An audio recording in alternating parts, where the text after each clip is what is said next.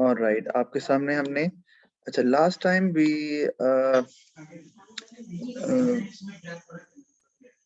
covered the part where we were supposed to find out moving averages and then forecasting sales of a particular time period.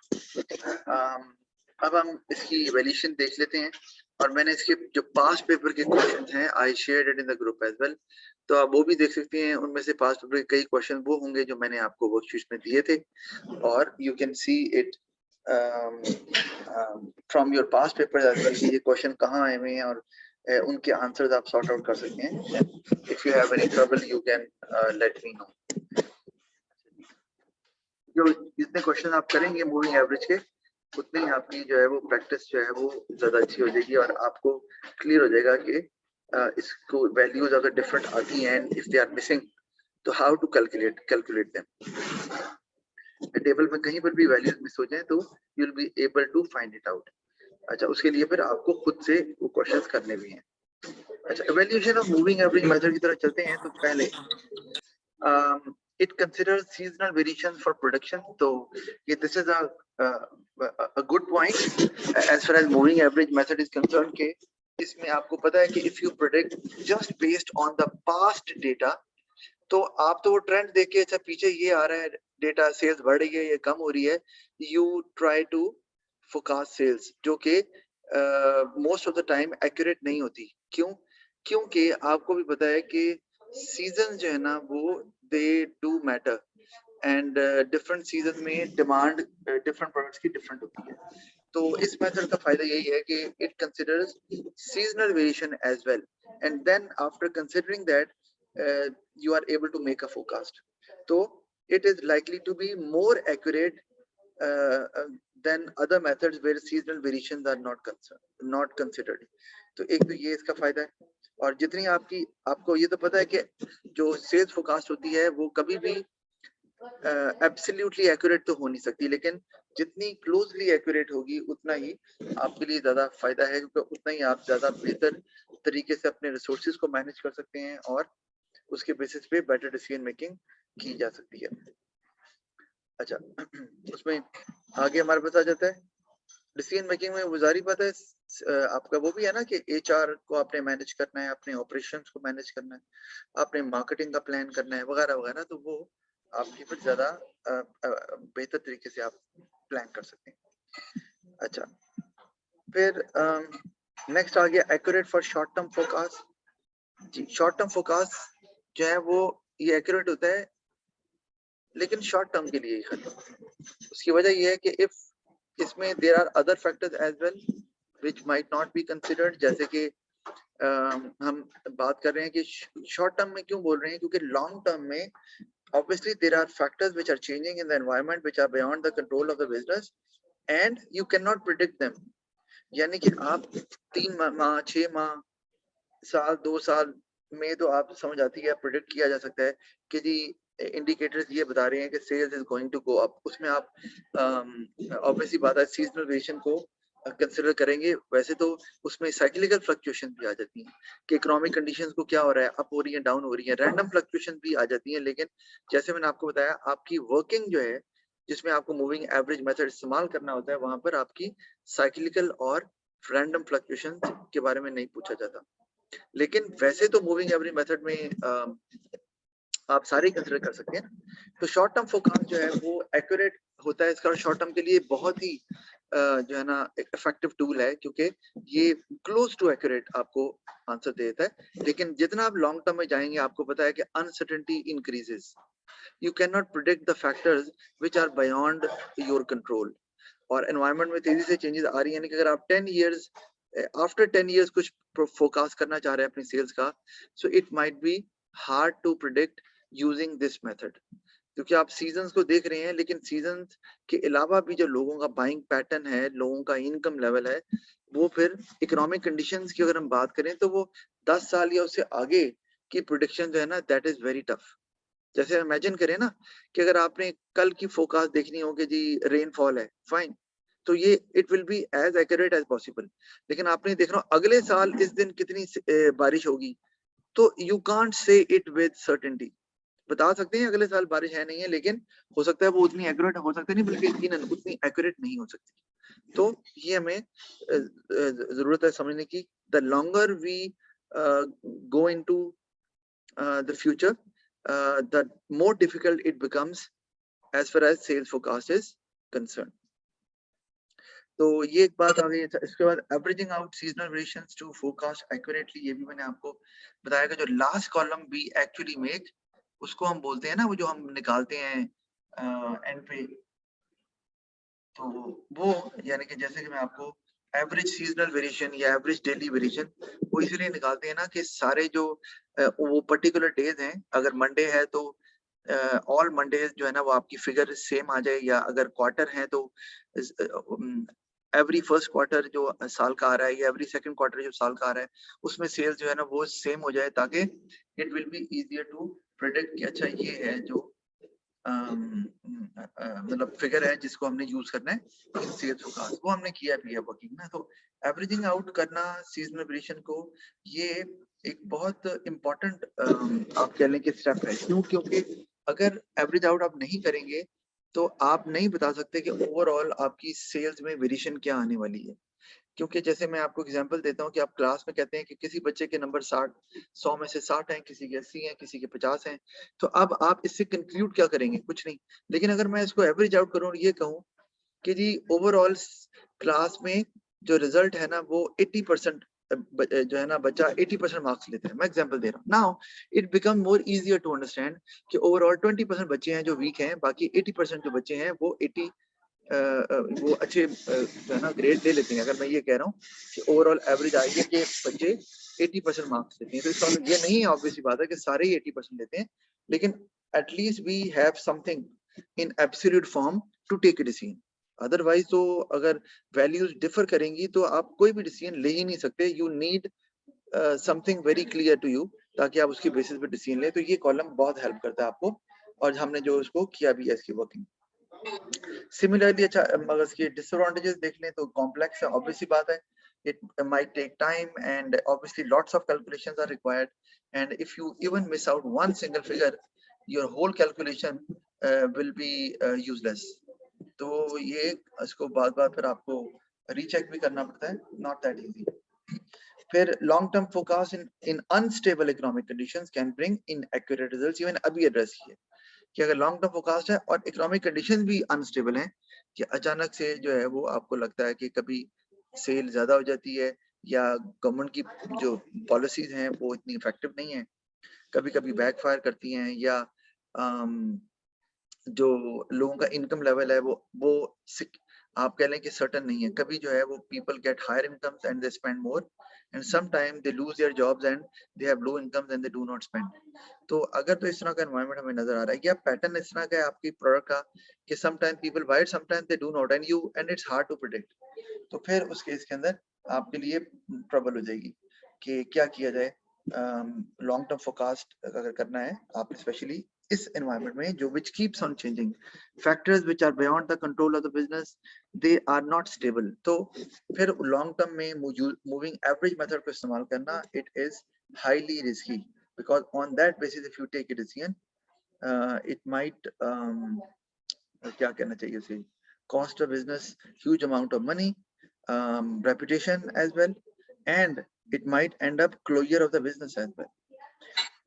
अच्छा, based on past results है तो ये एक और नुकसान है कि पास्ट रिजल्ट को आप ले रहे हैं, बट पास्ट रिजल्ट में situation might be different, might have been different. तो अब आपने फ्यूचर में भी देखना है कि आगे जो फ्यूचर में जो कंडीशन है क्या वो मैच कर रही है पास्ट की कंडीशन से। If you do not consider that, जो कि नहीं कंसिडर किया जाता मूविंग एवरेज में, उसमें आपको पता है हम क्या करते हैं, पास्ट डेटा को लेकर हम एक्स्ट्रापोलेट कर देते हैं। हमने पढ़ा है ना क्लास के अंदर, अभी रिसेंटली की है। पास्ट डेटा को देखकर हम पास्ट डेटा को पहले प्लॉट करते हैं, and then for future forecast हम उसको एक्स्ट्रापोलेट कर देते हैं, और फिर हम रीड करते हैं, और फिर हम वो जो एवरेज सीजनल वेरिएशन या एवरेज डेली वेरिएशन का लास्ट कॉलम है उसको यूज करते हैं। इसका मतलब है इसमें भी पास्ट रिजल्ट का काफी इंपॉर्टेंट यूज है। तो पास्ट रिजल्ट क्या थे वो that is a different story ना, unless and until you go deep down कि पास्ट रिजल्ट ऐसे क्यों थे। If you do not consider that कि वो पास्ट रिजल्ट में सेल अप हो रही थी या डाउन हो रही थी तो क्यों हो रही थी, अगर आपको ये नहीं पता and you make a decision on the basis of that, या आपने एक्स्ट्रापोलेट कर दिया और उसके बेसिस पे आपने सेल्स फोरकास्ट कर ली है, तो that would not be accurate at all. तो या तो आपको जो पास्ट रिजल्ट्स है उनके डेटा की बारे में पता हो कि what is the underlying reason behind it, जो कि मूविंग एवरेज मेथड में नहीं देखा जाता। तो that is one of the problem. के एक एग्जांपल है कि एक बिजनेस है which is very successful in the past, ठीक है, तो now can you guarantee that it will remain successful in the future as well? Of course not ना। Why? Because there are lots of changes happening. Competition उस वक्त कितना था, government की policy friendly थी नहीं थी, इकोनॉमिक कंडीशन कैसी थी, लोगों की हैबिट्स क्या थी, लाइफस्टाइल क्या था, इनकम लेवल क्या था, वगैरह वगैरह हजार चीजें तो देखने वाली हैं। तो अगर आप ये देखें बगैर सिर्फ पास डेटा को देखकर, उसके ट्रेंड को देखकर आगे इस फर्दर प्रोसेस को चलाएंगे तो obviously it won't give you the information that can bring fruitful results for you, जिसके बेसिस पे आप फोरकास्ट कर सकें। अच्छा, लॉन्ग टर्म फोरकास्ट में रिक्वायर क्वालिटेटिव टेक्निक्स।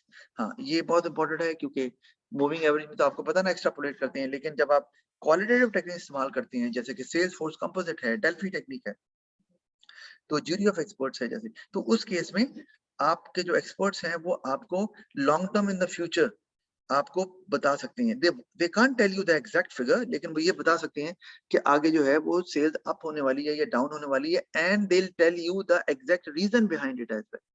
तो जो क्वालिटेटिव टेक्निक है, you can not leave it aside at all while predicting your sales या forecasting sales using moving average method। हो नहीं सकता ना ये, क्योंकि उनको पास्ट के बारे में भी पता होता है, वो जो एक्सपर्ट्स होते हैं वहां पर, जैसे आपके डेल्फी टेक्निक है या ज्यूरी ऑफ एक्सपर्ट्स हैं जिसमें एक्सपर्ट्स का यूज करते हैं आप, they have plenty of experience, तो उनको पास्ट का भी पता होता है कि why sales actually went down या क्यों ऊपर चली गई थी, और आगे जो है वो कौन से इकोनॉमिक कंडीशंस या इकोनॉमिक इंडिकेटर्स नजर आ रहे हैं जिसके बेसिस पे सेल अप होगी या डाउन होगी, तो वो जरूर कंसिडर करते हैं। तो अगर आप जो है इन कॉम्बिनेशन यूज करते हैं quantitative technique and qualitative technique, तो that will give you the desired figure, and on the basis of that whatever decision you will take, it will be more often than not give you the a figure on the basis of that you can make an accurate or closer to accurate sales forecast, और जिस जो भी आप decision लेंगे उसके basis पे, then it won't be, it will give you the desired result as well in the form of profit, reputation, market share, whatever it is। जी, किसी ने इस वेरिएशन के अंदर कोई पॉइंट ऐसा जिसको आप डेवलप ना कर पाए, because points do not matter, आपको पता ही अच्छे से। फर्स्ट पॉइंट की डेवलपमेंट दोबारा बता दो। कौन सी वाली? जो फर्स्ट पॉइंट है, consider seasonal variation for predictions.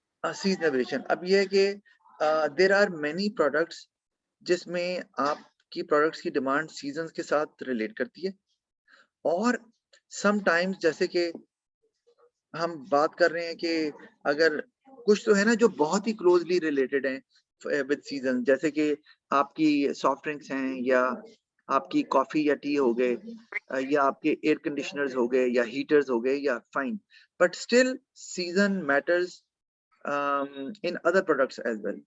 जैसे कि आप अगर हम फूड की बात करें तो सर्दियों में you know that you like to eat more because we feel less thirsty, but we feel hunger more than normal if we compare it with summer season। तो सर्दियों में भूख ज्यादा लग रही होती है, प्यास नहीं। तो इसका मतलब people might like to dine out in restaurants as well, they might like to buy more food items as well। तो ये भी इसका मतलब और भी प्रोडक्ट्स हैं जिनका सीजन के साथ कुछ ना कुछ कनेक्शन होता है। They might not affect sale much, लेकिन स्टिल उनका इम्पैक्ट है। तो अगर सीजनल वेरिएशन को चूंकि ये कंसिडर करते हैं, तो यू एग्जैक्टली नो कि अगर पीछे पास्ट में सेल्स आपकी बढ़ रही थी, तो आप कंसिडर कर रहे हैं कि भाई सीजन चेंज हो गया है। अब सीजन अगर चेंज हो गया है तो despite sales increasing in the past, future में या जो ईयर्स टू या जो मंथ्स टू कम है उसमें सेल्स उतनी नहीं बढ़ेगी। क्यों नहीं बढ़ेगी? बिकॉज सीजन चेंज हो गया है। या तो बिल्कुल नहीं बढ़ेगी क्योंकि वो आपके प्रोडक्ट ऐसे हैं जो क्लोजली रिलेटेड हैं सीजन्स के साथ, या फिर अगर क्लोजली रिलेटेड नहीं भी हैं तो फिर भी उतनी सेल्स में इजाफा नहीं होगा जितना कि पास्ट में हो रहा था। तो you will consider that as well while using moving average method. तो ये एक बहुत आप कह लें कि अच्छा पॉइंट है मूविंग एवरेज मेथड का, कि आप सीजनल वेरिएशन को कंसीडर करते हुए प्रेडिक्ट करते हैं, जो कि आप कहते हैं कि आप क्लोजर टू परफेक्शन फिर चले जाते हैं इस केस में। दो और भी इश्यूज हैं जो हमने नीचे डिसएडवांटेज पढ़े हैं, लेकिन इसका एक फायदा ये होता है कि आपकी कोशिश क्या होती है कि फोरकास्ट को एज एक्यूरेटली एज पॉसिबल किया जाए।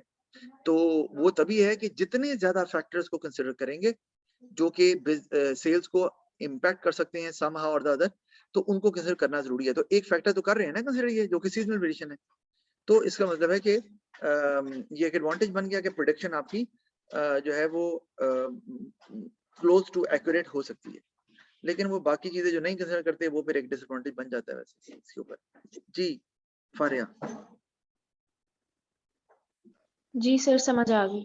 अच्छा, और किसी बच्चे ने पूछना है असल चीज, क्योंकि नोट्स में भी आपको ये पॉइंट्स नजर आएंगे, लेकिन अगर आप अच्छे से डेवलप नहीं करेंगे, चेन ऑफ आर्गुमेंट बिल्डअप नहीं कर पाएंगे, तो आपके नंबर कटते रहेंगे और आपके नंबर फिर वो 16 नंबर में 14 नंबर में फिर अगर 6 7 7 8 नंबर आ रहे हैं तो इमेजिन करो कि नंबर कहाँ चले जाएंगे। अच्छा एनीवे, वैसे तो पेपर 3 के अंदर आगे होता है ग्रेड थ्रेशोल्ड जो होता है वो नॉर्मली जो है वो 70 के राउंड अबाउट होता है आउट ऑफ 100। लेकिन हमने ग्रेड थ्रेशोल्ड नहीं देखना, हमने तो देखना है कि हम मैक्सिमम मार्क्स कैसे ले सकते हैं, तो हमें वो चीज देखनी है। अच्छा, अब हम आगे चलते हैं। आगे हमारे पास इंटीग्रेटेड मार्केटिंग स्ट्रेटेजी आ गई। अब ये इंटीग्रेटेड मार्केटिंग स्ट्रेटेजी आपने समझना है कि marketing strategy includes marketing mix, ठीक है ना, product strategy, price strategy, place strategy, promotion strategy, आपको पता है अच्छे से। तो इंटीग्रेटेड का मतलब क्या है? इंटीग्रेटेड का मतलब ये होता है कि whatever strategy you are designing, it must support the strategies of other marketing mix.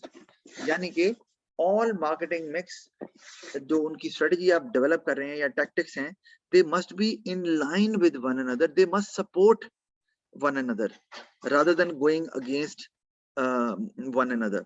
जैसे कि मैं एग्जांपल दे रहा हूं आपको कि अगर लेट्स से कि you are going to let's say manufacture a unique kind of watch, for example unique kind of watch which has a camera inside, I'm just giving an example ना, ठीक है। अच्छा, अब which has a camera inside, अच्छा अब आप ये दे रहे हैं अगर, तो obviously it will be for upper class, क्योंकि एक innovative idea है, तो इसका मतलब है you will be able to charge more. Secondly, अच्छा ये क्या हो गया, दूसरा उसकी जो क्वालिटी है, it should be up to the mark as well, क्योंकि आपने हाई इनकम ग्रुप को टारगेट कर रहे हैं, ठीक है। तो एक इमेज डेवलप होना चाहिए। अच्छा, अब आपने ये वॉच डेवलप कर ली है, एक्चुअली प्रोड्यूस भी कर ली है लेट्स से, या प्रोटोटाइप पे हैं आप, तो अब now the advertising you will have, it must develop the same image of that watch. अगर आप एक चीप एडवर्टाइजमेंट करते हैं, for example you use brochures और banners for that, again it does not go with the image you are going to present, तो problem हो जाएगी आपको। फिर आप टीवी भी इस्तेमाल कर रहे हैं तो टीवी में भी the content of the advertisement must be whenever you choose what content to be part of it, तो वो आपको you need to be very very selective and careful कि जी ये कहीं हमारे उस इमेज को, high quality high price image को कहीं पे ये नेगेटिवली इम्पैक्ट ना कर दे। और इसी तरह आप जब प्राइस चार्ज करेंगे तो प्राइस भी आप हाई रखेंगे ऑब्वियसली। फिर आपकी जो डिस्ट्रीब्यूशन होगी वो भी ऑब्वियसली इन एक्सक्लूसिव शॉप्स होगी, यानी कि जो प्लेस स्ट्रेटजी है आपकी वो एक्सक्लूसिव शॉप्स में होगी। तो अब आप गौर करो, ये सारे जो पीस हैं, product high quality, price high, advertisement वो भी should be up to the mark and must convey the image of high quality product. उसमें आप जो मॉडल लेंगे या जो कंटेंट होगा वो it must show the same. फिर प्लेस ये कि अपने यूनिक एक्सक्लूसिव शॉप्स में के थ्रू बेच रहे हैं या कंपनी की ओन आउटलेट के थ्रू बेच रहे हैं, तो again it will show a distinctive image of that product, ये भी हट के है, डिफरेंट है। तो अब ये आपस में कोलाइड नहीं कर रहे, ये सपोर्ट कर रहे हैं ना। तो ये है इंटीग्रेटेड मार्केटिंग स्ट्रेटजी। ऐसा ना हो कि आपने हाई क्वालिटी प्रोडक्ट बनाया है and now you place that product in every nook and corner, हर ऑर्डिनरी शॉप में पड़ा हुआ है, तो it will not convey the same image to the people, तो स्पेशली हाई इनकम ग्रुप। अच्छा, तो अब देखें, the departments or 4 elements of the marketing mix must be mutually supportive and integrated with one another. अब दो चीजें, एक elements की बात आ गई मार्केटिंग मिक्स, और दूसरी चीज जो मैंने अभी नहीं बताई थी वो है कि डिपार्टमेंट जो है ना वो भी उस मार्केटिंग स्ट्रेटजी का पार्ट होना चाहिए। मतलब मार्केटिंग स्ट्रेटजी आप बना रहे हैं, लेकिन ऑब्वियसली बात है कि the operation department is going to produce it, the HR department is going to hire such people who will be manufacturing those watches, right? तो आपको उनको भी ऑन बोर्ड लेना है। अच्छा, and must be mutually supportive and integrated with one another. तो ये आपको समझ आ गई, दैट इज इट। तो ये हमारा, अब पेपर में ना आपको मार्केटिंग मिक्स का सवाल आ सकता है कि बताएं जी क्या हो, तो आपको इस ध्यान में रखना है कि मार्केटिंग मिक्स के क्वेश्चन को हैंडल करते हुए आपको एक इंटीग्रेटेड मार्केटिंग स्ट्रेटजी ध्यान में रखनी है कि वो ऐसी हो। ये ना हो कि आप चारों स्ट्रेटजीज बता रहे हैं प्रोडक्ट प्राइस प्लेस मोशन की, और चारों की चारों they are all together different, मतलब वो एक ही इमेज कन्वे नहीं कर रहे, एक ही मैसेज है ना वो नहीं ट्रांसफर हो रहा, तो there will be a problem. अच्छा, अब हम आगे चलते हैं। We are done with this chapter and we will be now discussing the next chapter, क्योंकि हमने इसको तो कवर कर लिया और ये आपको से मैंने शेयर कर लिए हुए ऑलरेडी जो क्वेश्चंस हैं पास्ट पेपर के। Now so next chapter is globalisation and international marketing. Just a minute, मैं आपकी ना अटेंडेंस जल्दी से ले लूं, तो जस्ट होल्ड ऑन, मैं 1 मिनट बस, ज्यादा टाइम नहीं लूंगा। Let me just stop the recording as well, ताकि जी इसकी बात कर लेते हैं अब। तो ग्लोबलाइजेशन का भी आपने टर्म आपने सुनी हुई है कि ग्लोबलाइजेशन से मुराद क्या होता है। फिर इंटरनेशनल मार्केटिंग की भी बात करते हैं। तो ग्लोबलाइजेशन वर्ड है कि इसमें now every single business is facing competition with every other business regardless of the fact wherever it is located in the world. इसको बोलते हैं ग्लोबलाइजेशन, कि अब एक्सेस इतनी आसान हो गई है। उसकी कुछ रीजन हैं। एक reason, improved transportation system, goods can easily be transferred from one country to another country which is far away from that country. तो फिर आपकी storage facility, improved storage facilities आ गई हैं। Even perishable item they can be sent through ships as well, even by air as well, and they remain wholesome and they do not lose their original shape. तो आप उसको आसानी से एक जगह से दूसरी जगह regardless of the fact कि कितनी दूर है आप भेज सकते हैं without affecting the quality of the product. फिर उसमें एक चीज आ गई है कि now countries are realizing that realizing the importance of free trade or trade agreements. कि जी it's better to have trade with other countries because we'll get those goods which we do not have, and other country will get those goods which they do not have. So in that way both will get the benefit of the goods which they do not produce or they are not able to produce. अच्छा, अब तो उसमें फिर वो क्या करते हैं, वो they are now countries they are more into free trade, और वो आपस में फिर अब जब ये फ्री ट्रेड आ गई तो इससे भी जो इंटरनेशनल ट्रांजैक्शंस हैं इंपोर्ट एक्सपोर्ट वो भी तेज हो गई, because now there are reduced barriers to trade. कोई ज्यादा कोटा या कोई टैरिफ या कोई कस्टम ड्यूटी नहीं लगाई जा रही उस तरह से अगर कंट्रीज के दरमियान, तो उससे भी चीजें आ रही जा रही। जैसे गाड़ियां पाकिस्तान में देखो ना कितनी आ गई, तो इसका मतलब है ना कि ड्यूटी उस लेवल की नहीं लगी हुई या उस तरह की रिस्ट्रिक्शन नहीं लगाई हुई गवर्नमेंट ने जिससे ये इम्पोर्टेड गाड़ियां ना आए। अच्छा, तो ये हमने चीजें देख ली हैं कि एक हमने एक तो सर आपकी स्क्रीन नहीं शेयर हो रही। अच्छा, हाँ मैंने स्क्रीन पे भी वैसे कुछ दिखाया भी नहीं था, लेकिन मैं एक्चुअली दिखा देता हूँ आपको, जस्ट ए मिनट। अच्छा, मैं शेयर शायद नहीं कर पाया मैं, लेकिन मैंने अभी तो कुछ दिखाया नहीं था सच। अच्छा, ये हमारे पास आ गया, स्क्रीन आपके सामने है। तो मैंने कुछ चीजें आपको बता दी ग्लोबलाइजेशन में कि द रीजंस ऑफ ग्लोबलाइजेशन वो हमने बता दिया कि इम्प्रूव ट्रांसपोर्टेशन सिस्टम है, फिर आपके जो रिड्यूस ट्रेड बैरियर्स हैं, फिर आपकी इम्प्रूव स्टोरेज फैसिलिटीज हैं, और एक चीज और जो रह गई है वो है बेटर कम्युनिकेशन सिस्टम। अब with the use of internet now it's very easy for one person to talk to another person in another area. आप पाकिस्तान से बैठे-बैठे कनाडा बात कर रहे हैं, ऑस्ट्रेलिया बात कर रहे हैं, तो there is no big deal ना। तो उसमें इजीली ट्रांजैक्शन हो जाती है। इसका मतलब है कि आप now you can sell your product to a customer who lives far away from your country, तो वो प्रॉब्लम नहीं होगी। तो कम्युनिकेशन की वजह से भी, क्योंकि आपको पता है कि चीजों की बाइंग सेलिंग के लिए जरूरी क्या है कि meeting of buyer and seller is required. तो now because of with the use of internet जो मीटिंग है इधर वर्चुअल सही, लेकिन वो possible now it had been possible in the past जब इंटरनेट स्टार्ट हुआ था, and now it has become even easier. Reason is because now there are new software there, WhatsApp is there, you can send photos as well to see the picture of the product as well, and the other specifications as well. Then you can tell the supplier to shift the to ship the products or not. तो ये वजूहत हैं जिससे globalisation बढ़ रही है. अब मैं डेफिनेशन देखने अगर तो globalisation, the global distribution of the production of goods and services through reduction of barriers to international trade such as tariffs, export fees and import quotas. यहाँ मैंने सिर्फ ट्रेड बैरियर का जिक्र किया हुआ है, लेकिन आप इसमें ऐड कर सकते हैं जो मैंने आपको बताया है. क्या?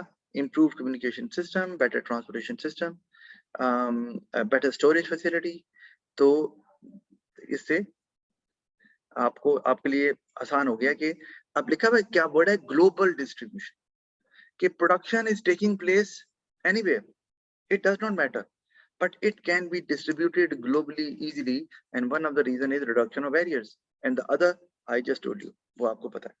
अच्छा, अब अगर हम आगे बात करें तो key features of globalization that affect business. अच्छा, आप ना ये चूंकि टाइम अभी चला जाएगा 10 मिनट में, तो मेरा ख्याल है कि आप लोग दोबारा ज्वाइन कर लें ताकि मैं कंप्लीट कर लूं, अदरवाइज सेशन जो है ना मिड वे एक्सपायर हो जाएगा. So I'm not going further. So join again and then I'll start from where we are leaving.